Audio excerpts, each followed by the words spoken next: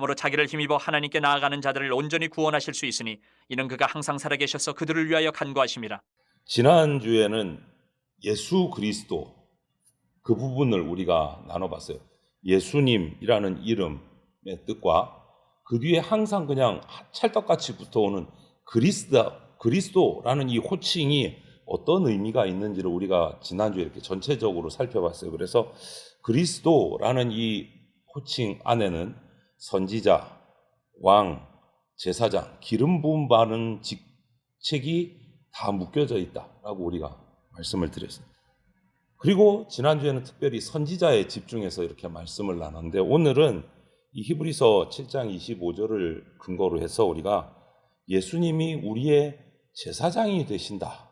그리스도라는 의미 가운데 제사장이라는 것이 어떤 의미가 있는지를 우리가 입에 붙어서 항상 나오는 말이 예수 그리스도잖아요. 그리스도라는 그 호칭에 제사장의 부분이 어떤 의미가 있는지를 사도신경에서 우리가 한번 말씀을 나눠보려고 합니다. 계속해서 우리가 기준으로 잡고 있는 요리문답이 하이델베르그라는 교리문답을 하는데 우리가 주일 오후에 공부했던 분도 계시지만 웨스트민스터 소요리문답, 대요리문답과 함께 이렇게 양대 기둥이에요. 기독교의 이 신앙 고백 문답서 중에 성경을. 그래서 하이델베르그 31문답을 보면 예수님이 예수 그리스도가 제사장이다라는 데 대한 질문과 답이 있어요. 우리의 유일한 대제사장으로서 그의 몸을 단번에 제물로 드려서 우리를 구속하셨고 성부 앞에서 우리를 위해 항상 간구하신다. 이렇게 하이델베르그 교리문답 31문에는 그렇게 대제사장 직분을, 예수님의 대제사장, 그리스도의 대제사장 직분을 이렇게 설명을 해요.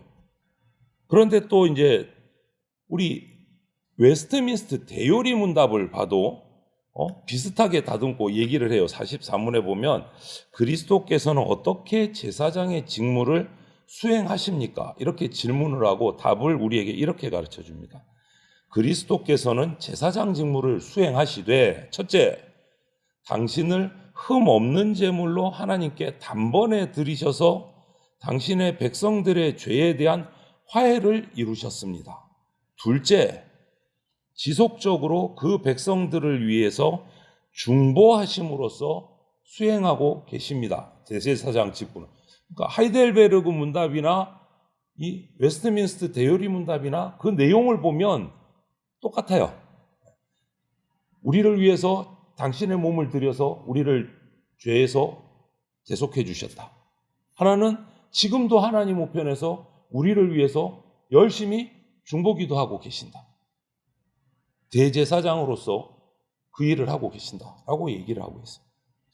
여러분 많이 들으셨잖아요. 그렇죠? 제사장 중에서도 대제사장, 순번제로 돌아가지만 대제사장이 그 직분이 뭐 하는 사람들인가를 먼저 우리가 살펴보면 대제사장은 한마디로 하나님의 백성들을 하나님께로 인도해 가서 아무 탈 없이 하나님을 잘 만날 수 있도록 중간에서 이 인도자 역할, 중재자 역할을 잘 하는 것이 이 대제사장이 하는 일이에요. 왜냐하면 그 당시 구약 시대의 이 제사장은 모두가 사람은 죄인이기 때문에 하나님 앞에 혼자서 덜컥 나갈 수가 없어요. 하나님 앞에 자기 혼자 개인적으로 나갔다는 바로 죽음이에요. 왜냐? 인간은 죄인이고 하나님은 죄를 지극히 싫어하시고 반드시 죄를 벌하시는 공의로우신 하나님이시기 때문에 죄인이 아무런 어떤 중재안 없이 혼자 덜컥 하나님 앞에 나가서 대면을 하면 죽는 것밖에 없었어요. 죽는 수밖에 없어요. 그래서 그것을 막고 하나님 앞에 바르게 나갈 수 있도록 중간에서 다리 역할을 해주는 직분이 바로 제사장, 대제사장이었다. 그래서 이 제사장이 없으면 하나님을 믿는 백성들은 하나님 앞에 하나님이 나의 하나님이라고 고백을 하는데 하나님 앞에 나가는 게 항상 두려운 거예요. 나갈 수 없어요. 그냥 납작 엎드려서 얼굴도 못 들고 땅에다가 코 박고 찰싹 엎드려 있어야 돼요. 보는 순간 죽으니까. 너무너무 거룩하신 분이고 나는 지극한 죄인이기 때문에. 한 가지 예를 들어보면 여러분 성경에서 힘 그러면 착 떠오르는 인물이 누가 있습니까? 힘 그러면 삼손. 그런데 삼손의 아버지가 마노아인데요. 마노아가 삼손이 태어나기 전에 여호와의 사자가 나와서 마노아에게 얘기를 했어요. 예언을 한 거예요. 그런데 봤잖아요. 마노아가 여호와의 사자하고 대면을 했단 말이에요. 그래서 사사기 13장 22절에 보면 마노아가 여호와의 사자를 만나고 나서 이렇게 고백하는 글이 성경에 적혀져 있어요. 우리가 하나님을 보았으니 반드시 죽으리로다. 이게 딱 나와 있는 거예요. 우리가 하나님을 봤어. 제사장도 없이 이제 나는 죽는 몸이다. 나는 죽은 몸이다. 그냥 벌벌벌 떠는 거예요. 나는 죽는 거다. 벌벌벌 떠는 거예요. 그가 만난 분은 여호와의 사자예요. 그런데 곧 하나님이시다라는 것을 알고 그냥 두려워 벌벌 떠는 거예요. 이제 나는 죽은 목숨이다. 죽은 목숨이다. 왜? 죄인은 거룩하신 하나님을 뵐 수가 없어요. 그렇다면 죄인인 사람이 하나님 앞에 나가서 하나님을 뵙기도 힘들고 다가가기도 힘든 원인이 뭐냐? 뭡니까? 죄 때문에 그래요. 죄 때문에. 죄를 짓기 전에 에덴 동산에서 아담과 하와는요, 하나님과 교제하고 하나님과 같이 동행하고 하나님과 같이 호호하하 하면서 지냈어요. 그런데 죄를 짓는 순간 에덴 동산에서 쫓겨났고 하나님과 대면할 수 없는 자가 돼버렸어요. 죄인이 된 거예요. 그 죄가 원인이에요. 그 죄가. 그래서 예수님께서 이 계곡, 죄로 인해서 하나님과 인간 사이를 쫙 갈라놓는 죄의 이 계곡을 없애기 위해서, 메꾸기 위해서 대제사장으로서 엄청 중요한 일을 하셨다. 엄청 중요한 일.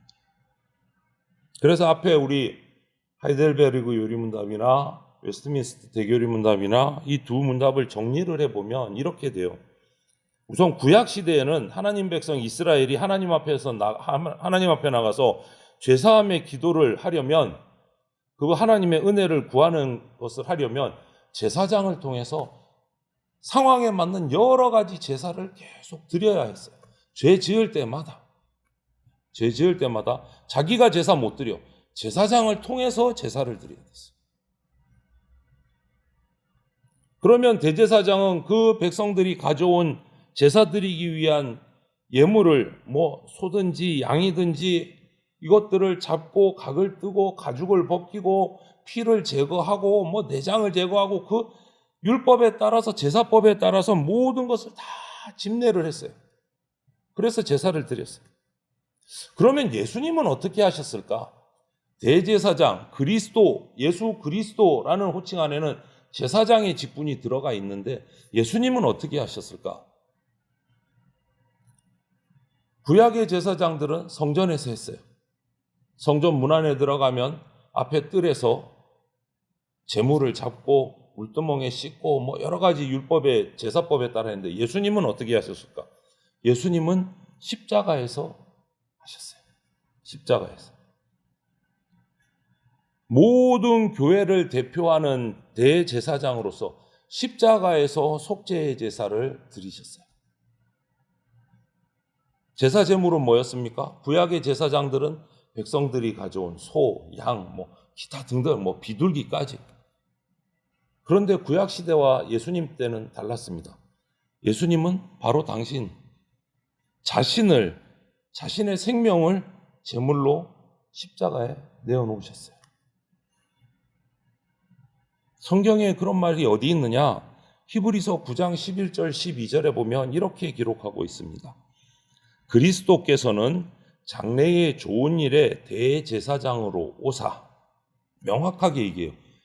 장래의 좋은 일에 대제사장으로 오셨어요. 오사, 손으로 짓지 아니한 것, 곧 이 창조에 속하지 아니한 더 크고 온전한 장막으로 말미암아 염소와 송아지의 피로 하지 아니하고 구약의 그런 짐승 제물로 하지 않고 오직 자기의 피로 영원한 속죄를 이루사 단번에 성소에 들어가셨느니라. 구약에는 지을 때마다, 죄 지을 때마다 계속 제사를 드려야 됐어요. 계속. 건수대로 계속. 그런데 뭐라고 말씀하십니까? 염소와 송아지 피가 아니라 오직 자기의 피로 영원한 속죄를 이루셨는데 몇 번이요? 단번에 완전히 다 끝냈다. 과거, 현재, 미래의 모든 속죄를 예수님 생명 한 번으로 다 속죄하셨다라고 설명합니다. 이 구절에 따르면 예수님은 우리 대제사장으로 오셔서 자신을 제물로 하나님께 당신의 백성들의 죄사함을 다 이루신 거예요. 그 건수대로 하던 구약의 그 짐승 제물의 그 화해를 직접 희생 제물이 되셔서 영원히 한 번에 모든 제사를 다 끝내셨다. 완성하셨다. 그래서 히브리 앞부분에 4장 14절 16절을 보면 이런 말씀도 있어요. 그러므로 우리에게 큰 대제사장이 계시니 승천하시니 곧 하나님의 아들 예수시라. 우리가 믿는 도리를 굳게 잡을지어다. 그러므로 우리는 긍휼하심을 받고 때를 따라 돕는 은혜를 얻기 위하여 은혜의 보좌 앞에 담대히 나아갈 것이니라. 16절 말씀은 좀 많이 들으신 말씀이죠. 그죠? 16절 말씀은 긍휼하심을 받고 때를 따라 돕는 은혜를 얻기 위하여 은혜의 보좌 앞으로 나가라. 이 은혜의 보좌가 뭘까요? 하나님 앞에 나가라는 거예요. 하나님의 보좌 앞에. 하나님 보좌 앞에. 하나님 보좌 앞에 나가면 죽는데요. 어떻게 해요? 예수님의 이름으로. 예수님의 십자가 희생으로 나가라. 그러면 구원받는다. 죽는 것이 아니라 구원받는다.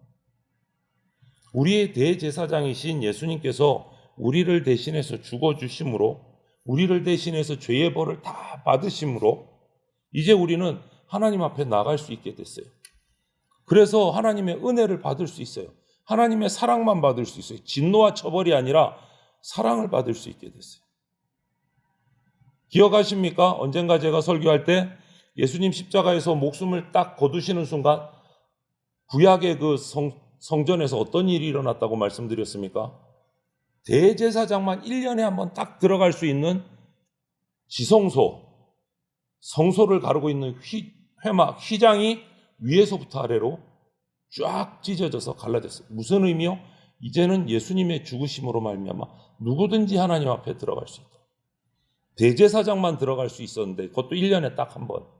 이제는 누구나 당신의 백성은 들어갈 수 있다.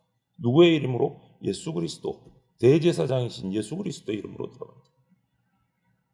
성경의 앞뒤를 이렇게 해석을 잘 살펴보면 하나도 틀림이 없고 거짓이 없고 헛소리가 없어요.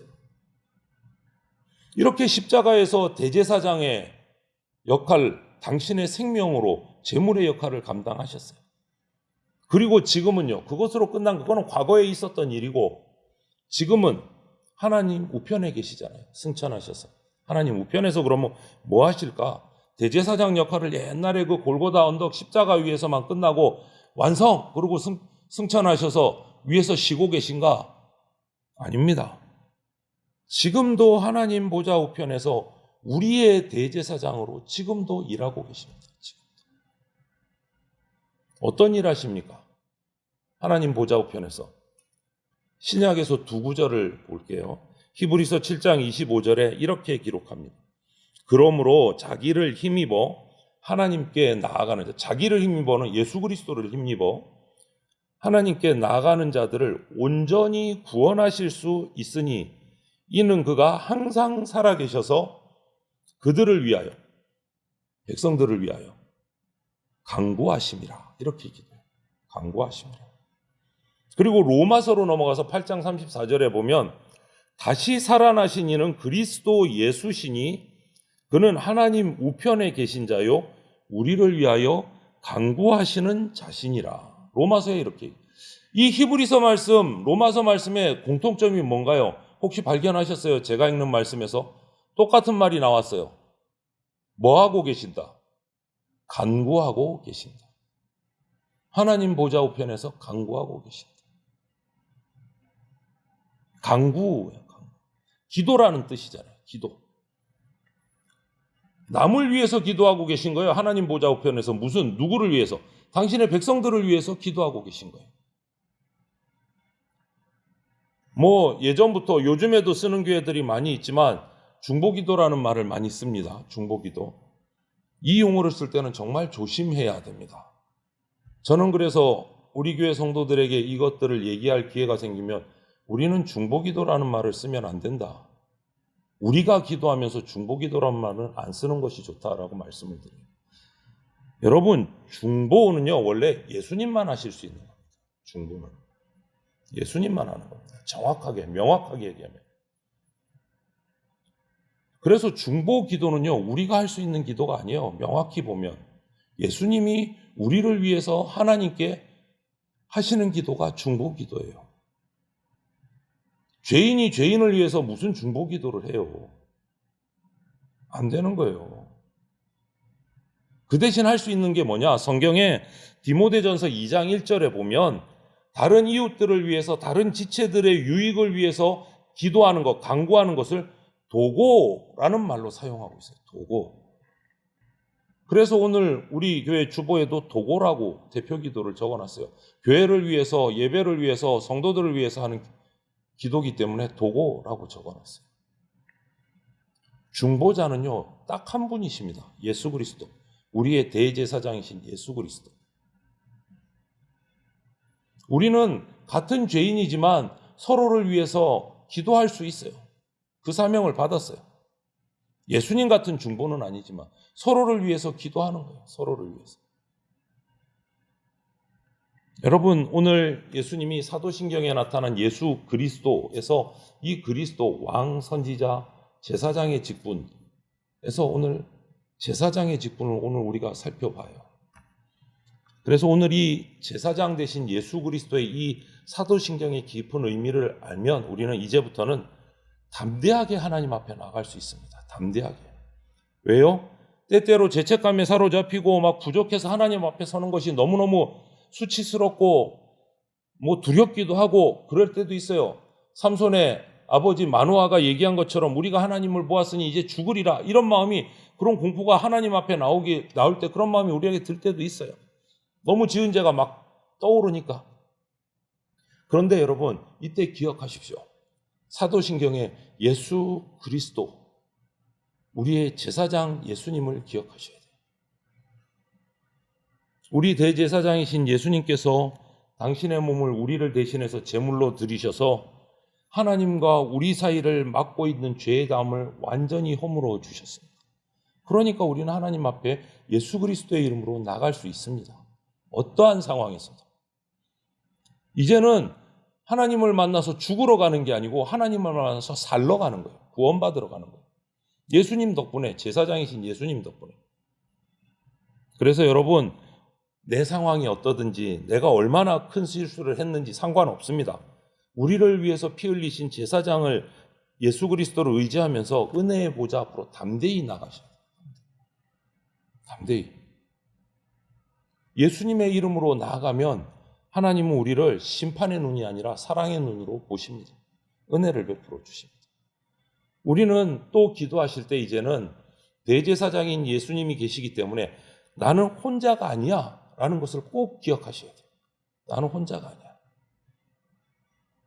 오늘 이 히브리서 본문 말씀 7장 25절이 정말 큰 위로가 돼요. 2000년 전에 십자가에서 사역을 끝내고 그냥 지금은 쉬고 계신 분이 아니십니다. 항상 살아계셔서 우리를 위해서 간구하고 계신 분이에요. 간구하고 계신 분. 중보기도 하고 계신 분이에요. 여러분, 어떤 때 아무도 내 마음을 몰라줘. 그러다 보니까 지쳐서 뭐 기도할 힘도 없어. 막 이럴 때 혼자 있는 거 아닙니다, 여러분. 여러분의 그런 모습을 보시고 하나님 우편에서 여러분의 이름을 부르면서 중보기도 하고 계신 예수 그리스도가 계십니다. 혼자가 아닙니다. 그거 잊지 마십시오. 어떤 상황에서도 그거 있으시면 안 돼요. 강력한 후원자, 유일하신 중보자이신 예수 그리스도께서 여러분을 위해서 하나님께 기도하고 계신다. 잊지 마십시오. 혼자가 아닙니다. 마지막으로 한 가지 더, 우리는 중보의 은혜를 나누면서 살아가야 돼요. 그래서 우리는 중보해요. 왜냐? 예수님만이 유일한 중보자이시지만 그 예수님을 통해서 하나님의 은혜를 받은 우리는 이웃에게 기도하는 도구의 사명이 주어졌어요. 이웃을 사랑하고 이웃을 돌보고 기도해 줘야 되는 사명이 우리에게 주어졌어요. 도구의 사명. 대제사장이신 예수님이 이 땅에 오셔서 우리를 불쌍히 여기셔서 당신의 생명까지도 우리를 대신해서 내어주신 것처럼 그 은혜를 받은 우리는 이제 주변에 아파하는 이들을 가슴에 품고 하나님 앞에서 그들을 위해서 도구해야 돼요. 기도해야 합니다. 내가 너를 위해 기도하고 있어. 이 말 한마디가 대제사장이신 예수님의 사랑을 세상에 흘려보낸 통로입니다. 요즘에도 하시는데 여러분 고구마 전도법이라고 옛날에 정말 한 집사님이 지금 목사님이 되셨어요. 전도 열심히 하다가 신학교 들어와서 목사님이 되셨는데 그 고구마 전도법의 하나가 그거였어요. 어떻게 좀 관계가 맺어서 알면 기도하고 있습니다. 그게 첫 마디야. 알면. 식사하셨습니까? 아니고 만나고 대화 나누고 할 때 기도하고 있습니다. 그 사람은 뭔지도 몰라요. 갑작스럽게 훅 들어오는 거예요. 악수하면서 기도하고 있습니다. 그런데 기도하고 있다 그러면 기분 나빠하는 사람 별로 없어요. 저주하고 있습니다. 그럼 싸움 나겠지만 위에서 기도하고 있습니다. 그 한마디가 대제사장인 예수님의 사랑을 전하는 통로예요. 기도하고 있습니다. 여러분 복음을 전했는데 반응이 안 좋을 때가 있어요. 제가 해봐도 그래요. 10중 90은 잘 안 받아. 요즘에는 워낙 우리 인간의 마음이 완악해져갖고 10중 90은 안 받아요. 그때 헤어질 때 짜증내지 말고 이 고구마 전도법의 집사님, 지금 목사님처럼 하십시오. 계속 기도하겠습니다. 평안하십시오. 계속 기도하겠습니다. 여러분, 내가 너를 위해서 기도하고 있다. 이 한마디가 너무너무 큰 대제사장이신 예수님의 사랑을 우리가 실천하는 한마디입니다. 그래서 기도하셔야 됩니다. 우리에게 도구의 사명이 주어져 있습니다. 대제사장이신 예수 그리스도께서 그 사명을 다 하고 지금도 하나님 우편에서 우리를 위해서 중보기도 하고 계십니다. 이것을 잊지 마십시오. 그래서 우리는 담대히 하나님 앞에 나아가고 혼자가 아니라는 것 꼭 기억하시고 내가 받은 이 은혜를 도구를 통해서 베풀고 나누는 그런 성도들이 되시기를, 그래서 왕같은 제사장의 삶을 사는 저와 여러분들이 다 되시기를 주님의 이름으로 축원을 드립니다. 아멘.